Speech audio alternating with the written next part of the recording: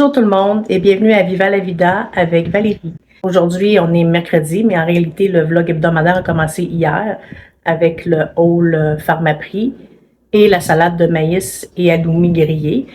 Mais finalement, j'ai décidé de séparer le haul du vlog hebdomadaire. Donc, on fait un peu le wrap-up, l'introduction ce matin. Il est 11h30, je vais partir bientôt pour mon rendez-vous tant attendu en orthopédie. Je vais quand même prendre quelques minutes pour revenir sur la salade de maïs et halloumi parce que c'était vraiment bon, un beau succès. J'ai envie de partager ça avec vous. C'est à refaire. Puis, je vous reviens tout de suite après mon rendez-vous pour voir comment ça s'est passé, c'est quoi les développements. Puis, ça va ressembler à quoi finalement les prochaines semaines. Bon, hier, j'avais commencé ma vinaigrette sans penser à mettre la caméra. Donc, j'ai mis de l'huile d'olive. Puis la sauce Vertigo de la pimenterie, qui est à la lime coriandre. J'ai ajouté le jus de 1 lime et demie et j'ai mis un petit peu de sirop d'érable. Puis, j'ai fait griller le blé d'Inde avec le fromage halloumi sur le kamado. J'ai nettoyé ma roquette du jardin et ensuite j'ai commencé le montage avec la roquette d'abord, le maïs que j'ai coupé. J'aurais aimé que ça fasse comme des slices de grains plus complets, mais c'est tout égrené. Peut-être qu'il était trop cuit, je ne sais pas. Ensuite, j'ai monté la salade là, avec le maïs, le fromage halloumi. J'ai essayé de faire ça cute, j'ai mis la sauce.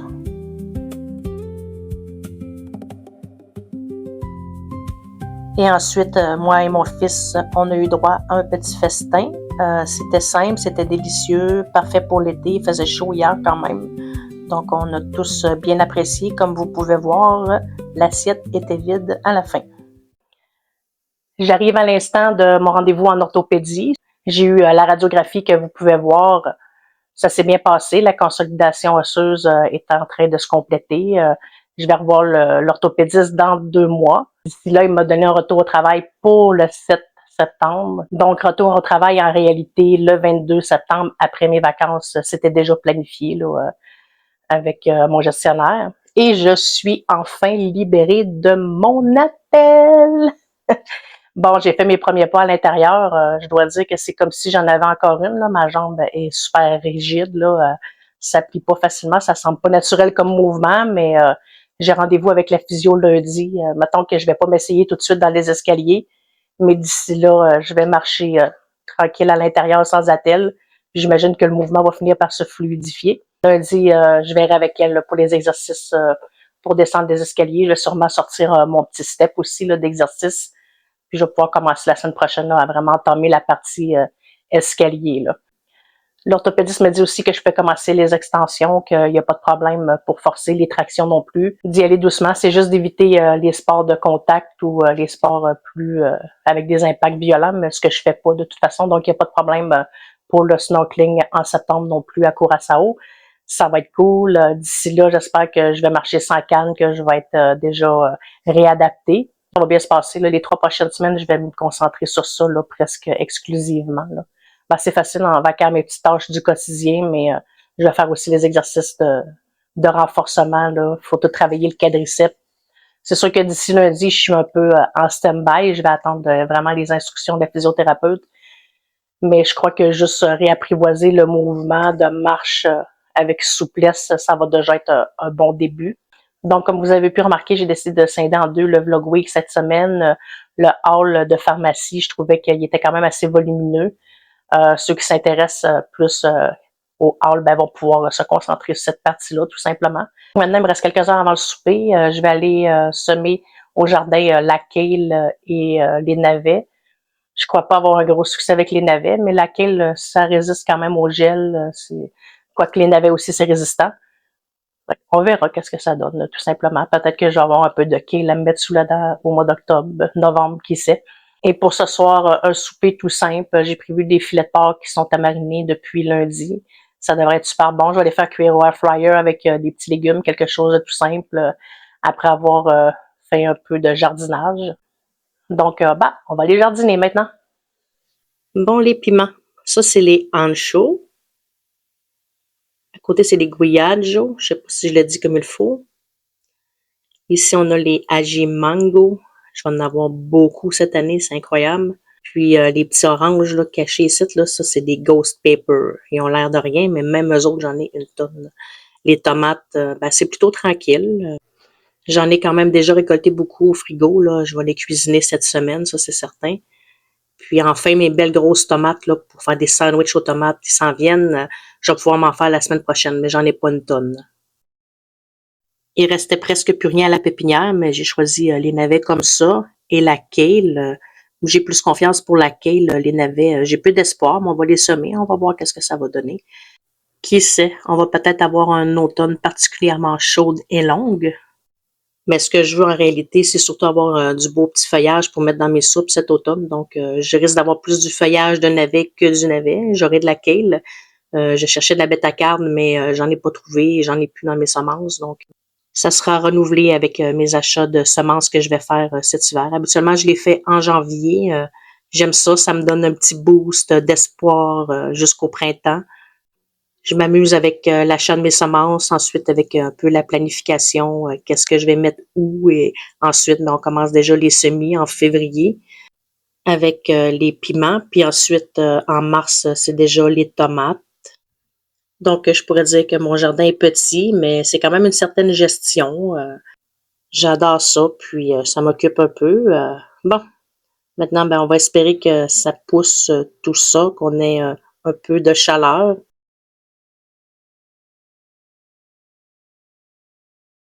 Salut, on est jeudi. Ma première nuit sans attel s'est super bien passée. Finalement, j'avais peut-être des petites craintes au niveau de mouvements involontaires, de petites douleurs, quelque chose comme ça. Finalement, il n'y a rien eu. Bon, j'ai la jambe raide un peu, mais déjà aujourd'hui, c'est plus souple. Donc, on continue comme ça et surtout, mon grand plaisir aujourd'hui, c'est d'enfin porter autre chose que des robes. J'adore les robes l'été, j'en porte tout le temps presque, sauf que là, ça fait 2 mois que je ne porte que des robes ou des jaquettes. Bon, ben, c'est une solution que j'avais pris pour le côté, l'aspect pratique finalement. Là. Pas besoin de se battre avec la telle là, pour enfiler un pantalon ou un legging ou un short. Là. Fait que je trouvais que c'était plus simple, tout simplement, mais aujourd'hui, je suis contente de porter juste un petit t-shirt puis un petit legging noir d'été, tout simplement. Là. Rien de compliqué, on est à l'intérieur. Le plan de match aujourd'hui, ben, d'abord, il fait chaud, j'avais envie de me faire un bon thé glacé. J'ai ce mélange ici que j'ai acheté au Maroc, à Fès, chez un herboriste. J'ai même cherché avec l'IA, mais je suis pas capable de trouver précisément qu'est-ce qui est à l'intérieur. On parle quand même de fleurs de rose, d'hibiscus, de verveine. Ensuite, il y a de la camomille, il y a de l'anis étoilé, il y a d'autres épices que je connais pas. J'imagine qu'il y a moyen de se procurer ça dans d'autres magasins, probablement maghrébins, dans le coin de Montréal, en région. C'est certain que je vais essayer d'en trouver d'autres parce que je trouve ça très bon. J'en ai bu cet hiver, mais je me disais que ce serait surtout meilleur en thé glacé. Donc, c'est ce que je vais essayer aujourd'hui. Je n'avais pas encore eu l'occasion de le faire. En fait, ça m'était sorti de la tête là, avec la chirurgie et tout. Le petit mélange comme ça ici que j'ai fait infuser ce matin, j'ai mis 4-5 cuillères à soupe dans mon pichet d'eau que j'ai filtré tantôt, tout simplement. Ensuite, je vais mettre du sirop simple. Habituellement, je favorise les sucres non raffinés, mais là, j'ai du sirop simple de fait que je vais essayer de le passer là, quand même. Habituellement, j'ai tendance à sucrer plus mes thés glacés avec du miel, du sirop d'érable ou même de la stevia. Ensuite, je vais mettre du citron, des tranches de citron, puis je vais mettre de la menthe aussi. D'accord, on y va.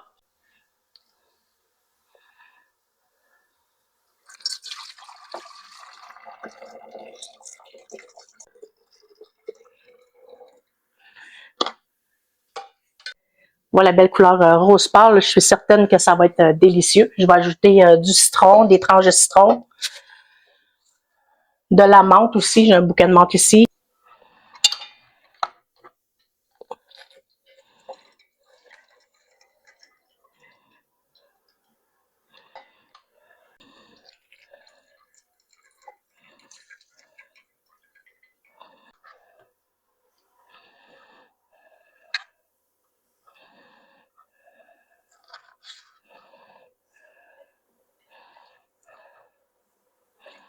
Donc, j'ai mis l'équivalent de un citron et demi avec l'autre moitié que j'ai coupé en tranches, puis en demi-tranches en fait, que j'ai ajouté à mon mélange.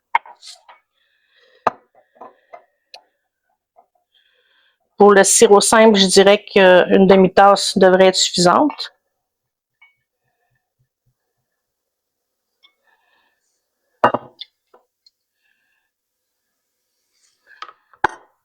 Mettre la menthe.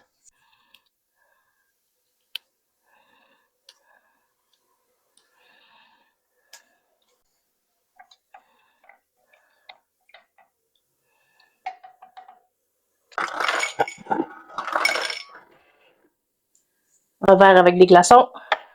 On va essayer ça maintenant.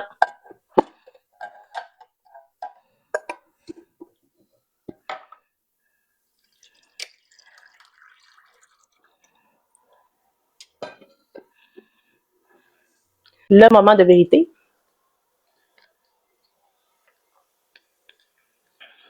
Ah oui, c'est vraiment bon. Ah oui, on goûte bien. Je détecte déjà l'hibiscus que je connais. La rose, on la sent, la cannelle.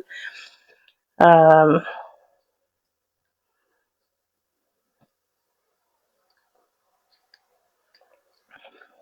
la cannelle ou plus peut-être l'anis étoilé, mais pas, ça goûte pas l'anis très fort, là. C'est très léger, c'est juste une belle finale. Vraiment, c'est très bon, super bon. Santé! On est rendu au furikake. Le furikake, tout d'abord, c'est ça ici. Ça, c'en est du commerce. J'ai un mélange ici qui est plus concentré algues, nori, bonite. Puis celui-là ici, il est plus aux œufs avec des algues aussi, évidemment. Je pense qu'il y en a toujours, en fait. En japonais, furikake, ça veut dire saupoudrer. Ils s'en servent pour saupoudrer sur des mélanges de riz, dans les onigiri. C'est bon aussi sur les œufs, les omelettes japonaises, ces trucs-là. C'est très bon aussi dans les pokéballs. Je m'en sers beaucoup dans les pokéballs aussi. Ça agrémente le riz. Donc, c'est sûr que je me suis procuré chez TNT puis chez Kim Fat. Bon, maintenant, le shiso, ben, c'est ça ici. Ça, c'est un shiso pourpre. Vous connaissez peut-être déjà le shiso vert, qui est plus commun, en fait. Le shiso vert, il est facile à trouver chez TNT et chez Kim Fat. Et avec le pourpre, qu'est-ce que j'ai regardé en faisant des recherches sur Pinterest, c'est que quand on fait un furikake comme ça avec, ça va teindre le riz d'une belle couleur rose pourpre. Donc, j'ai eu envie d'essayer avec mon dernier plat de faire un furikake. Mais d'abord, je confrontais un premier problème parce que je pensais que j'avais du vinaigre de riz. Lia m'a dit que la confusion était fréquente à cause de la marque ici qui est Gold Plum, mais ce n'est pas du vinaigre de riz. Je l'ai m'en servir pour faire du gingembre japonais rouge. Mais d'abord, j'ai pas le bon ingrédient. Je pensais que c'était ça, ça prenait aussi pour faire mon furikake. Mais c'est pas ça. Mais avec l'IA, j'ai quand même réussi à trouver une alternative acceptable. Ça va être un vinaigre de fraise, ça va être un vinaigre de framboise comme ça ici et balsamique qui va ajouter le petit côté sucré. De toute façon, ça va se compléter avec d'autres herbes aromatiques. Donc, en gros, les étapes, ça va être de faire dégorger mes feuilles de shiso. Après ça, je vais les faire mariner un peu dans le vinaigre. Parce que ça ici, je l'ai pas dit, mais c'est du vinaigre de vin noir. Ça, c'est super bon pour faire des sauces à dumpling puis tout. Fait que c'est pas perdu, là. Je vais m'en servir pour faire mes sauces. On aime bien l'hiver, surtout se faire des bons repas de dumpling, là. Donc, ça pourra servir pour les sauces à dumpling. Donc, je vais faire dégorger d'abord avec du sel.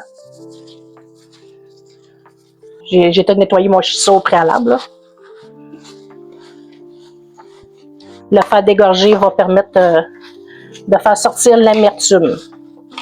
Ensuite, je vais les faire mariner un peu dans mon vinaigre de framboise. Puis, je vais les essorer, puis je vais les mettre au déshydrateur. Donc, dans le fond, qu'est-ce que ça dit? C'est de presser puis de masser les feuilles pendant 3 à 5 minutes, puis qu'il y a comme un jus amer qui va en sortir. D'ailleurs, on peut le voir maintenant, là. Et ce jus-là, on n'en aura pas besoin. Vous voyez le liquide qui s'extrait, là, qui sort? Je vais les essorer encore une fois. Je vais essayer de moins les abîmer, peut-être. Puis, je vais le mettre au déshydrateur 3 à 5 heures, donc toute la soirée. Et demain, on fera l'assemblage là, du furikake. Puis samedi, je vais l'essayer. Je vais faire des onigiri. Je me suis aussi gardé quelques feuilles fraîches pour les onigiri.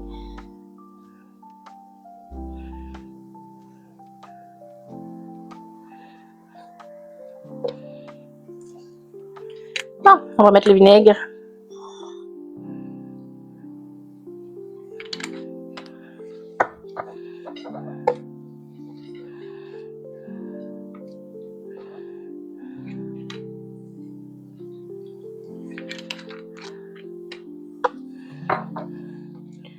Je vais laisser macérer 5 minutes. Bon, ben ça fait 5 minutes, donc je vais constituer mes feuilles, je vais les étendre sur les grilles du déshydrateur, puis on va les envoyer au déshydrateur pour la soirée. Demain, on va faire la suite du furikake.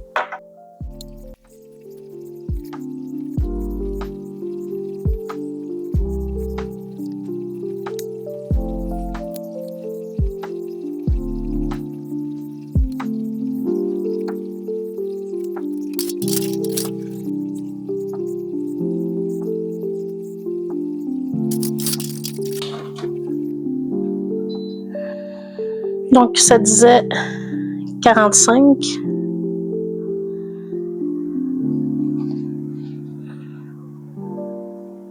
peux pas descendre plus bas.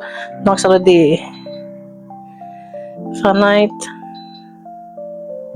Je vais aller vérifier tantôt combien c'est 45, mais je pense que c'est le minimum. C'est qu'il faudrait peut-être à 95. C'est à valider. Le temps pour dire 4-5 heures. Donc, on va mettre 5 heures. Là, je vais aller vérifier pour la température si 95, ça correspond bien à 45. Donc, après vérification, 113, c'est 45 degrés Celsius. Donc, c'est parti pour 5 heures. Bon, on a enfin rendu à la salade. Ça va être tout simple, que des bons ingrédients. J'avais dit des bocconcini tantôt, mais finalement, c'est de la mozzarella fraîche comme ça chez Costco. Je me suis trompée. J'ai mes belles tomates du jardin. Elles sont petites cette année. J'ai un plant de tomates, je pense que c'est des mémés de Beauce, en tout cas des tomates ancestrales, là, elles s'en viennent la semaine prochaine. Mais je ne crois pas ressemer, je pense que je l'avais déjà dit, je ne crois pas ressemer ces tomates-là, je les trouve un peu petites, mais c'est parfait pour faire des belles salades.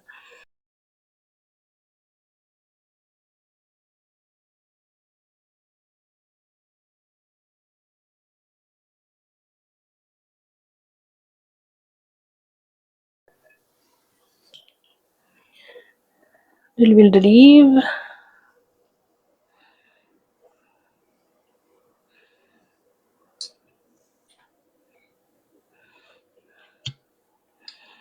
Balsamique. Oh, ça coule un peu.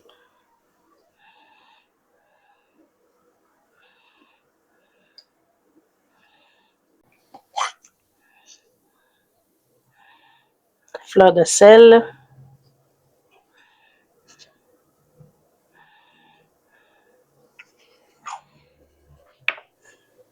Un petit peu de poivre. J'ai envie de mettre aussi un peu de piment d'Espelette que j'ai fait l'année passée. C'était mes piments de mon jardin. Je les ai fait déshydrater au déshydrateur.